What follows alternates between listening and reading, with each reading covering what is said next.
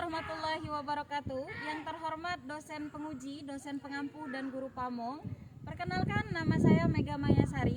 Saya guru pendidikan agama Islam di SMP Negeri 2 Abab, sekaligus mahasiswi PPG dalam jabatan batch 2 kategori 2 tahun 2024. NIM 24104180140. Hari ini, Kamis 30 Januari 2025, saya akan melakukan pengambilan video uji kinerja. Terima kasih. Wassalamualaikum warahmatullahi wabarakatuh. Assalamualaikum warahmatullahi wabarakatuh. Waalaikumsalam warahmatullahi wabarakatuh. Apa kabar semuanya? Alhamdulillah, luar biasa. Allahu Akbar.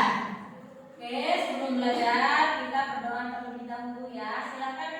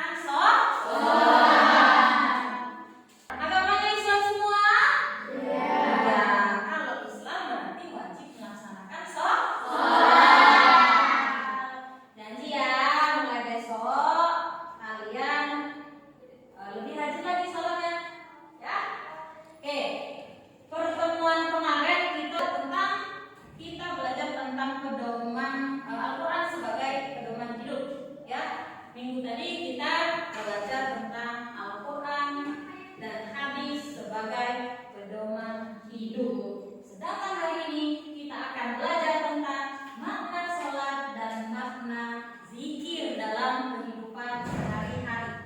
Ya. Ini ada tujuan pembelajaran. Tujuan pembelajaran kita hari ini yang pertama, peserta didik mampu menjelaskan makna sholat dan zikir dalam kehidupan.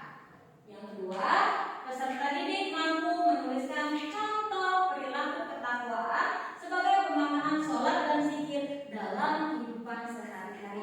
Jadi ini tujuan pembelajaran yang harus kita capai hari ini ya.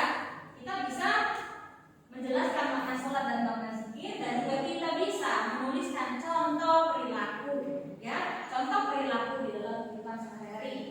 Pemaknaan sholat dan zikir tadi ya dalam kehidupan sehari-hari. Sekarang kita belajar tentang sholat. Sholat itu apa sih? Sholat itu secara bahasa artinya adalah doa atau permohonan. Permohonan apa? Permohonan dalam kebaikan. Jadi secara istilah apa? Sholat itu adalah ibadah yang terdiri dari rangkaian bacaan dan gerakan tertentu yang dimulai dari takbiratul ihram dan diakhiri dengan salam. Itu adalah pengertian atau makna dari sholat ya. Sedangkan sholat wajib dalam sehari semalam itu ada berapa? 5. Ada 5. Peristiwa apa itu? Nabi Muhammad peristiwa apa yang mendapat perintah sholat? Ada yang tahu nggak? Peristiwa apa, Isra? Iya, perjalanan Nabi Muhammad mendapatkan apa perintah dari Allah? Perintah sholat. Nah, Isra Mi'raj ini baru beberapa hari yang lalu kita peringati. Jadi hari ini kita ingatkan kembali apa saja sih 5 sholat wajib dalam sehari semalam. Yang pertama ada sholat subuh. Berapa rakaat sholat subuh? 2. Yang kedua sholat zuhur ada berapa rakaat? 4. Yang ketiga ada sholat asar ada berapa rakaat? 4. Yang keempat sholat maghrib. Yang terakhir ada berapa rakaat? 3. Dan yang terakhir ada sholat isya. Berapa rakaat sholat isya? 4. Sekarang ibu mau tanya, kalian dari kelima waktu sholat ini sudah melaksanakan atau belum? Sudah belum? Belum. Kalau belum, mulai hari ini silakan konsisten untuk melaksanakan sholat, ya. Bu, saya belum hafal bacaannya. Mulai belajar dan terapkan bacaan tersebut dalam sholat biar kalian hafal dan lancar. Kalau kita dibaca terus tiap hari, ya, kalau bacaan sholat kita baca tiap hari, maka akan lancar dengan sendirinya, ya. Yang belum bisa bacaan sholat, nanti silahkan belajar dan boleh nanti kita belajar sama-sama di kelas ya tentang gerakan sholat. Sekarang makna zikir. Nah, zikir ini kalau menurut bahasa itu artinya ingat. Ingat kepada siapa? Allah, ya. Ingat kepada Allah atau mengingat Allah. Mengingat Allah di mana, Bu? Di mana saja. Kita mengingat Allah bisa di mana saja, bisa kapan saja, ya. Kita bisa mengingat Allah di jalan bisa, di rumah bisa, di sekolah pun bisa. Sebenarnya seperti apa sih zikir itu? Zikir itu ada zikir di dalam hati. Bagaimana zikir di dalam hati? Kita merenungi ciptaan Allah. Sekarang bagaimana cara merenungi ciptaan Allah? Salah satunya adalah bentuk hidung kita. Ya, kita renungi. Kok Allah kasih lubang hidung di bawah ya? Oh, kalau Allah kasih lubang hidung di atas, berarti kalau kehujanan air bisa masuk, ya kan? Berarti kita bisa bersyukur. Alhamdulillah, Allah itu memberikan yang terbaik untuk diri kita. Ya,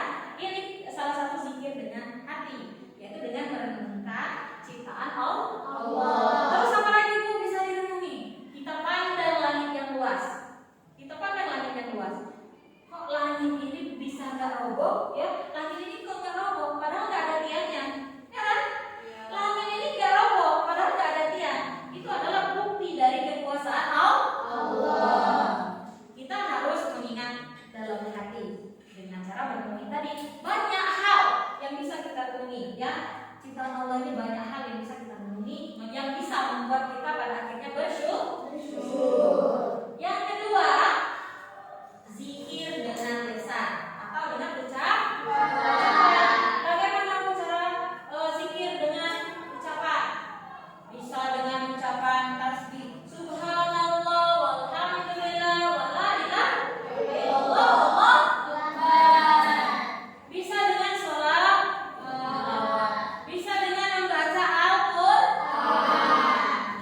Emang Bu, kok bisa sih kalau kita baca Al-Qur'an disebut dengan zikir? Ketika kita membaca Al-Qur'an, itu kita membaca wahyu Allah, ya, perkataan Allah, ya. Kita baca Al-Qur'an itu termasuk selama kita membaca Al-Qur'an itu berarti kita sedang berzikir kepada Allah. Kita mengingat Allah bahwa memang perkataan Allah itu memang benar adanya. Tidak ada kedustaan, ya, tidak ada dusta dalam perintah Allah tersebut. Itu dengan ucapan, ya, dengan ucapan tadi kita, dengan ucapan kita bisa tasbih, tahmid, ya, takbir. Takbir apa bunyinya? Takbir, Allahu Akbar. Takbir, Allahu Akbar. Takbir, Allahu Akbar. Berarti kalian sudah berzikir hari ini, ya, sudah mengucapkan lafaz Allah. Allah itu adalah lafaz takbir yang termasuk zikir ketika kita ucapkan. Yang ketiga, zikir dengan perbuatan. Bagaimana Bu kalau zikir dengan perbuatan? Kalau zikir dengan perbuatan itu kita menjauhi larangannya dan melaksanakan perintahnya. Bagaimana Bu caranya? Kalau menjalankan perintah, salah satunya adalah melaksanakan sholat. Menjauhi larangannya, salah satunya adalah tidak membantah orang tua. Ya, itu. Jadi zikir dengan perbuatan dengan menjauhi larangan dan melaksanakan perintah Allah. Itu zikir, ya, ada 3 macam nanti. Zikir dengan hati, zikir dengan lisan, dan zikir dengan perbuatan. Seperti itu, Nak, ya.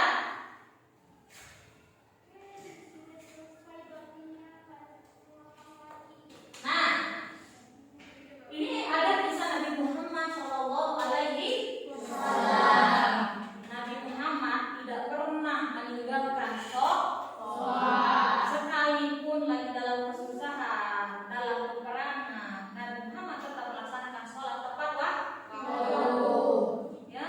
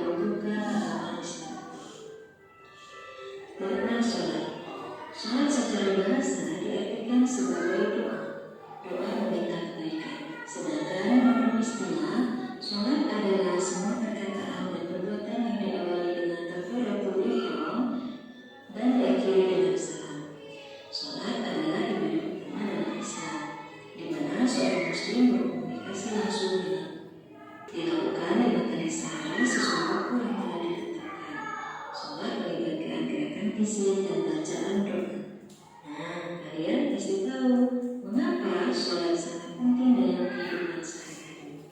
Ya, karena sholat selain tiap agama, sholat juga berfungsi memberi makna terhadap kehidupan di luar sholat. Allah telah berfirman di dalam surat Al-Ankabut ayat 45. Bismillahirrahmanirrahim. Utslu ma uhiya ilaika minal kitabi wa aqimis shalah. Innas sholata tanha 'anil fahsya'i wal munkar. Wa dzikrullahi akbar. Wallahu ya'lamu ma tasna'un.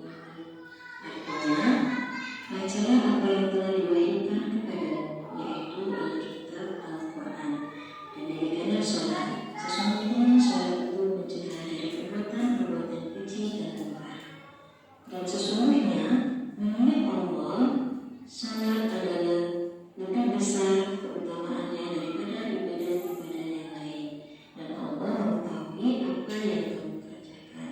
Quran surah Al-Ankabut ayat 45. Selanjutnya kita akan belajar cara berzikir sebagai berikut. Yang pertama, zikir dengan hati, yaitu dengan cara bertafakur dan merenungkan ciptaan Allah Subhanahu wa Ta'ala, sehingga timbul dalam pikiran bahwa Allah Subhanahu wa Ta'ala adalah Zat yang Maha Kuasa. Yang kedua, menambah ketakwaan dan menghindari perilaku tercela. Kita diperintahkan untuk mentaati perintahnya dan menjauhi larangannya, baik dalam urusan pribadi, keluarga, masyarakat, dan negara. Seorang yang bertakwa akan senantiasa menjaga diri dari hal-hal yang dilarang, bahkan dari perbuatan yang kurang pantas.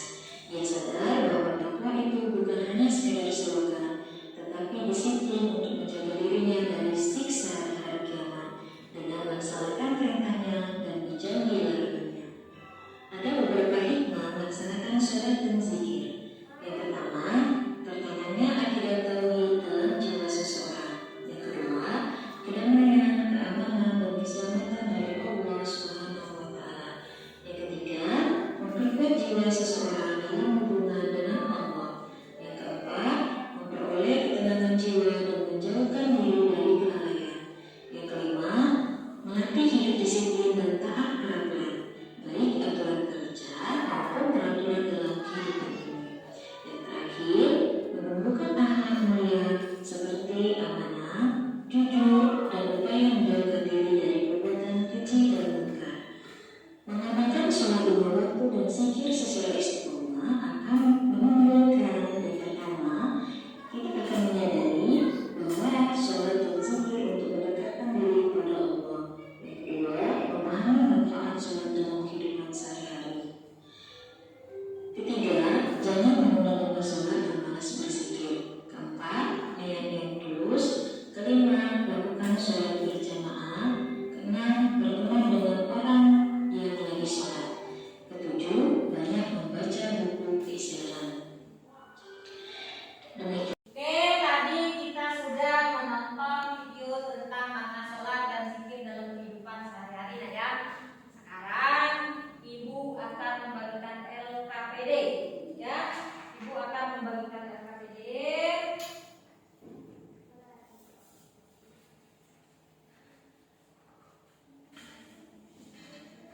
Silahkan kalian berdiskusi. Silahkan berdiskusi. Kumpulkan data sebanyak-banyaknya.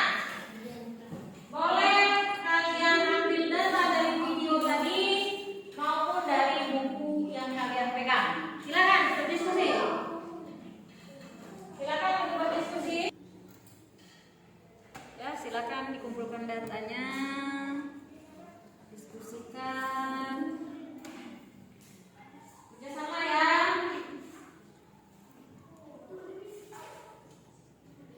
Bekerja sama. Dari video tadi boleh diambil.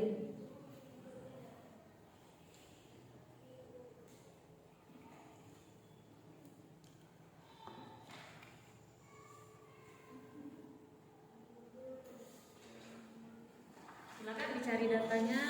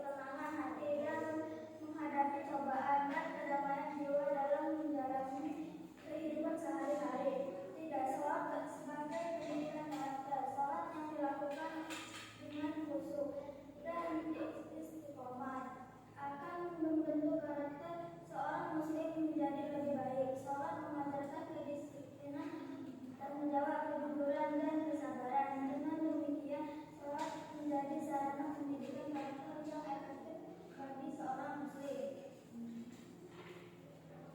Makna zikir dalam kehidupan. 1. Zikir sebagai pengingat Allah dalam setiap waktu. Zikir adalah amalan yang sangat dianjurkan dalam Islam. Zikir berarti mengingat Allah Subhanahu wa taala dalam setiap keadaan, baik dalam suka maupun duka. Dengan berzikir, seorang muslim senantiasa menyadari kehadiran Allah Subhanahu wa taala dalam hidupnya, sehingga ia selalu berhati-hati dalam bertindak dan berbicara. 2. Zikir sebagai penenang hati dan pikiran. Zikir memiliki kecepatan yang luar biasa dalam menenangkan hati dan pikiran. Di tengah hiruk pikuk kehidupan dunia yang penuh dengan tekanan dan masalah, zikir menjadi obat penenang yang sangat mujarab. Dengan berzikir, seorang muslim akan merasa lebih dekat dengan Allah Subhanahu wa taala, sehingga hatinya menjadi tenang dan pikirannya menjadi jernih. 3. Zikir sebagai pembuka pintu rezeki. Zikir tidak hanya bermanfaat bagi kehidupan spiritual, tetapi juga bagi kehidupan duniawi. Orang yang senantiasa berzikir akan dimudahkan rezekinya oleh Allah Subhanahu wa taala. Zikir juga menjadi sebab turunnya rahmat dan keberkahan dari Allah Subhanahu wa taala, sehingga hidup seorang muslim menjadi lebih bahagia dan sejahtera. Inilah hasil diskusi kami. Terima mohon maaf. Assalamualaikum warahmatullahi wabarakatuh. Waalaikumsalam warahmatullahi wabarakatuh. Silakan kasih tepuk tangan untuk kelompok satu. Selanjutnya silakan kelompok dua untuk mempresentasikan diskusinya. Assalamualaikum warahmatullahi wabarakatuh.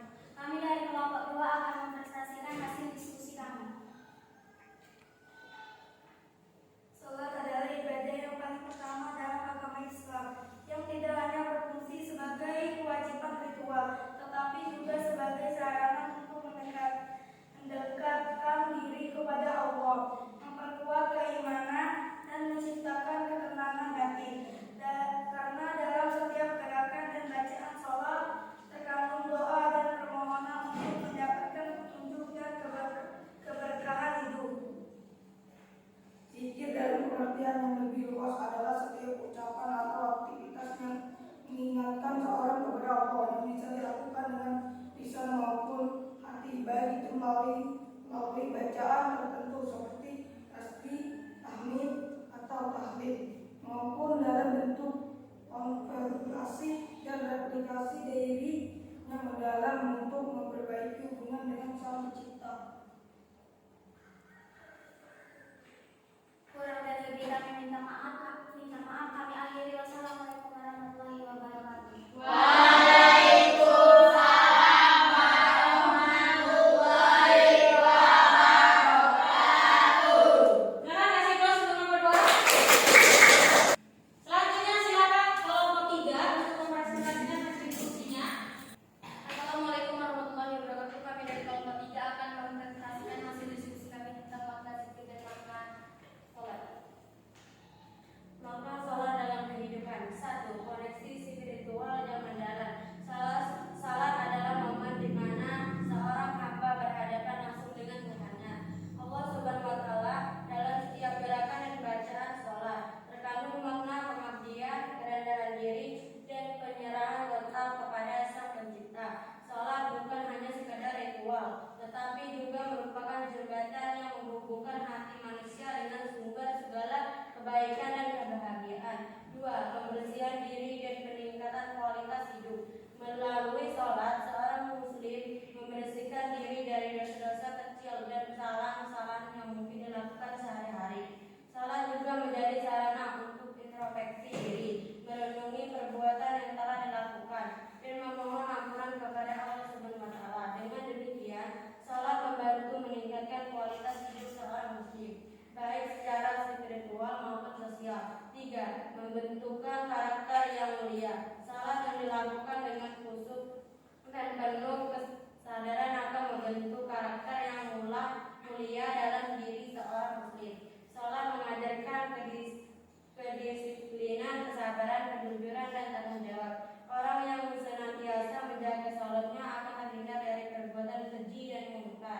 serta senantiasa berusaha untuk berbuat kebaikan dalam segala aspek kehidupan.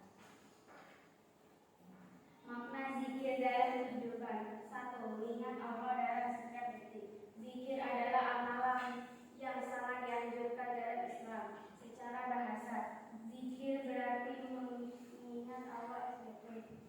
Zikir dapat dilakukan kapan saja dan di mana saja, baik dalam hati maupun lisan. Dengan berzikir, seorang muslim senantiasa mengingat Allah SWT dalam setiap detik kehidupannya, sehingga hatinya menjadi tenang dan damai. 2. Menenangkan hati dan pikiran.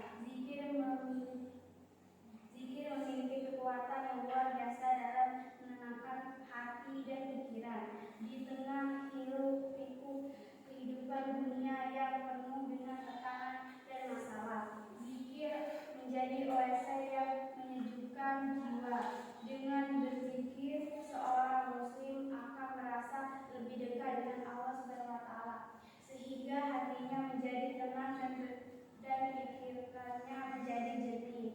3. Mendatangkan keberkahan dalam hidup. Orang yang senantiasa berpikir akan mendapatkan keberkahan dalam hidupnya. Allah SWT akan memudahkan segala urusannya, memberikan rezeki yang berlimpah, serta melindunginya dalam segala keburukan. Zikir juga menjadi sebab turunnya rahmat dan ampunan dari Allah SWT hingga hidup seorang muslim menjadi lebih baik dan sejahtera. Demikianlah presentasi dari kami, kurang lebih dan mohon maaf kami akhiri. Wassalamualaikum warahmatullahi wabarakatuh. Waalaikumsalam warahmatullahi wabarakatuh. Silakan kasih kelas untuk kelompok 3. Sepertinya sudah paham semua nih tentang sholat dan zikir ya. Sekarang Ibu mau tanya siapa yang bisa menyimpulkan pembelajaran pada hari ini. Siapa yang bisa menyimpulkan? Ya, kita dulu. Salat adalah ibadah wajib yang mengandung makna mendalam, tidak hanya sebagai kewajiban agama, tetapi juga sebagai sarana untuk memperbarui hubungan dengan Allah. Ya, ada lagi? Ya, Mesha. Zikir bukan hanya sekedar melafalkan kalimat-kalimat tertentu, namun lebih kepada proses spiritual yang dalam, di mana seseorang dengan hati yang penuh penghayatan menyebut nama Allah sebagai bentuk penghambaan sekaligus untuk menumbuhkan rasa syukur, ketenangan batin dan keteguhan iman dalam menghadapi setiap ujian hidup. Ya, ada lagi? Ya, bisa silakan. Zikir dan sholat adalah dua bentuk ibadah yang memiliki peran penting dalam kehidupan seorang muslim, di mana zikir berfungsi sebagai pengingat Allah, sedangkan sholat merupakan kewajiban yang menghubungkan hamba dengan Allah. Ya, bagus sekali ya. Jadi nak, kesimpulan pembelajaran kita hari ini adalah bahwa sholat dan zikir itu adalah satu kesatuan yang tidak dapat dipisahkan. Kenapa kok tidak dapat dipisahkan? Karena itu tadi, zikir itu sebagai pengingat kita kepada Allah. Sedangkan sholat itu bentuk kita yang bentuk patuh kita kepada Allah. Ya, penghubung antara kita dengan Allah bisa melalui sholat. Ketika kalian punya masalah, ketika kalian punya beban hidup, mungkin ada kesulitan hidup yang kalian hadapi, bisa kalian curhatkan dengan Allah ketika sholat. Bu, saya ini capek dan hidup bu, sudah nggak tahan, saya sudah nggak kuat. Sujud nak, sujud, sholatlah.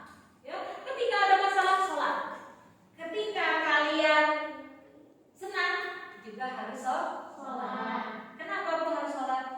Biar kita tunduk, biar kita tidak sombong bahwa apapun yang menimpa diri kita, baik itu kebahagiaan ataupun kesedihan, adalah takdir yang sudah diberikan oleh Allah, sudah ditetapkan oleh Allah.